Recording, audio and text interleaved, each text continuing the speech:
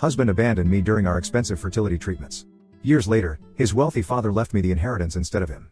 So, now my ex is dragging me to court. My husband abandoned me while we were on fertility treatment. That's right. I still tear up thinking about how did I even survive that phase. I got married to my husband in my mid-20s. We were high school buddies. He was pursuing law while I graduated in accounting. I started earning while he was still in college. Right from then, I was helping him financially. I was the one who paid for our dates and his overpriced gadgets. Though he was well off, his dad was clear that he was not going to pay a penny beyond his college tuition, rent, and food. David, my loser husband, used to call his dad a miser, but after getting to know his dad, I realized he was using the right technique to raise his callous son. But by then it was too late and I had already showered my earnings on keeping him happy. David was the only child of his parents. He naturally assumed that his dad's business was going to be his.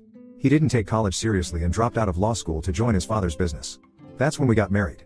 He thought since it was his father's business, he would just lounge at the office and enjoy the fruit of his father's hard work. His father tried to instill seriousness in him and teach him business lessons, but David was not ready to learn. He wanted the money to be served on a platter, but his dad got no chills. After enduring him for 2 years, he threw him out of the company and said he could join it only after working for 5 years in other companies. I hated his dad for doing this because we were planning to have a child, but his firing delayed our plan. Back then I used to believe whatever David fed me. He used to paint a picture that he was right while his dad was a miser and tough. In retrospect, I think his dad was right all this while and I was dumb to believe him blindly. After a lot of struggle and some firings, David got a stable job. We started planning for a baby. That's when the real problem began. Months after months went, but we got no luck in seeing the 2 lines on the pregnancy test. After trying naturally for more than 2 years, our doctor suggested we go for IVF. It was a draining process, in all ways, physically, mentally, and of course financially. Our medical bills were already over the roof in 2 years, and then on top of that, opting for an IVF was yet another challenge. We were certain of having at least one child. I should say I was adamant about having a child. David was not passionate like me but didn't deny having a child. He did what he had to do to conceive. When the doctor explained the process of IVF, its success rate, and medical bills, David flipped out. It is quite natural for anyone to flip out given the money you have to put in and the poor success rate. I said I wanted to have a child even if that meant emptying all my savings. David said I was on my own in this because he's not liking his job and would quit any time. He said though he's going to support me in this, but he's okay even if we don't have a child. I was so blind to become a mother that I didn't see any of the red flags.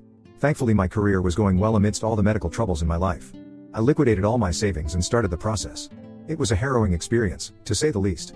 I thought I had already undergone 2 years of treatment with several hormonal injections and endless medicines. I can endure IVF process, how hard it could be. But it was difficult. After a while, I lost the count of injections I had been through. To add to my distress, our first attempt failed. It was so heartbreaking that I didn't get up from the bed for days. The doctor briefed us for the next attempt. Physically and mentally, I was ready to give it a shot again, but finance was a concern. My savings were gone already. I asked David if he could spare something for this. After a lot of to and fro, he gave me $3,000, which was like 5% of the money we needed. I borrowed it from friends and family and went for another attempt. Dang, it failed too. This failure hurt more because now I was in debt and still childless. I gave up on my dreams of becoming a mother. My friend working at a bank suggested medical loans. Without thinking twice, I applied for it and went for the 3rd attempt. You see the desperateness. David was against it. Even my family said it was futile to spend so much money without any guaranteed success, but something in me urged me to go for it. David got hostile to my decision. Ever since we started our IVF process, he has been distant from me. I thought it was due to my crankiness. Hormonal injections come with a hell amount of mood swings and terrible effects on your health. Our sex life became negligible. I thought once we have the baby, everything would fall into place beautifully. I failed to sense that things had already fallen apart.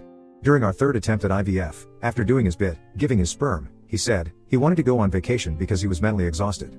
I wanted to punch him on the face for his whining. He couldn't even fathom what I was going through, endless injections, mood swings, sleepless nights, yet he was the one who needed the vacation. With so many things going on in my life, I ignored his tantrums to be dealt with in the last and let him do whatever he wanted. When he came back after his 2 weeks vacation, I rushed to give him the good news. I had conceived. He gave me an awkward hug and was uncomfortable the entire time. I thought he was just overwhelmed. After nudging him, he confessed he wanted to break up with me. The reason? He found comfort in another woman. That 2 weeks trip was not to relax his mind from the IVF stress but to make up his mind for his mistress. He went on the trip with this woman to see if he could live with her and he found himself happier than ever. He said he never felt that spark with me which he got with her. He was basically cheating on me while I was draining myself with all my might to have his baby. I'm not going to describe how I felt that day. I can't describe it actually. Just imagine your husband saying that he had been sleeping with another woman and want to leave you when you're just 1 week pregnant, and that too in your 3rd attempt at IVF. My body was sore with the months of treatment and now I had to prepare myself for a healthy pregnancy and childbirth. I said, F off, I don't want to deal with you. The next morning when I woke up, he was gone with all his stuff. I called his workplace and got to know he had quit his job months ago. When I called his friends, I got to know that he had borrowed money from them and had been ghosting them. No one knew where he was. There was no trace of him. He abandoned me with an unborn child and piles of debts. It had been 9 years since then. I was blessed with a baby girl. In that vulnerable situation, my Phil came to my rescue. He cleared off David's debts as well as my medical loans and the debts I had incurred during the IVF. He also paid the hospital bills for my delivery. Mill and Phil supported me throughout my pregnancy and even after that. Until I went back to work, Phil sent me money for monthly expenses. After I went back to work, I stopped taking help from Phil. I made decent money to be able to take care of my daughter. Life was going normal until we lost Mill and COVID. Phil was also infected, but he was able to fight the virus, but Mill succumbed to it. This happened during the first month of COVID. Though Phil had recovered, losing Mill was very tough on him, emotionally. On top of that, there was a lockdown, so he couldn't meet anyone or even go outside. He was giving up on life. It was my turn to pay his debt. I volunteered to move in with him with my daughter. He needed someone at home to be able to talk and express his emotions. My daughter also needed a companion because outdoor activities were shut. So moving with her grandpa was best for all of us. Phil Heath improved considerably. My daughter made memories of her lifetime with her grandpa. Even after the lockdown was lifted, my daughter refused to leave grandpa's house because it had a garden and pool and she loved staying with grandpa. So we continued to live with him. Last year, my company wanted us to work from the office, so we had to move back to our home. Commuting from Phil's place was not possible because my workplace was away from his house. Phil was very upset and insisted we stay with him and he would take care of our expenses, but I didn't want to suck onto his money. I promised him that we would visit him every week and we did. Last month, my Phil got terribly sick. He was rushed to the hospital. He passed away in his sleep on the 3rd day of his stay at the hospital. The doctor said that the primary reason for his deteriorating health was his loneliness.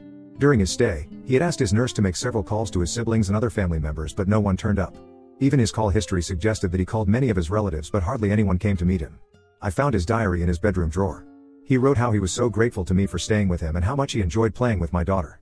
After his death, I called up all the relatives to inform them about Phil's demise, and surprisingly everyone showed their interest in attending the funeral. It's funny because no one showed up when he was alive. During his funeral, David showed up. God knows how he came to know about Phil's demise. He must have been in touch with some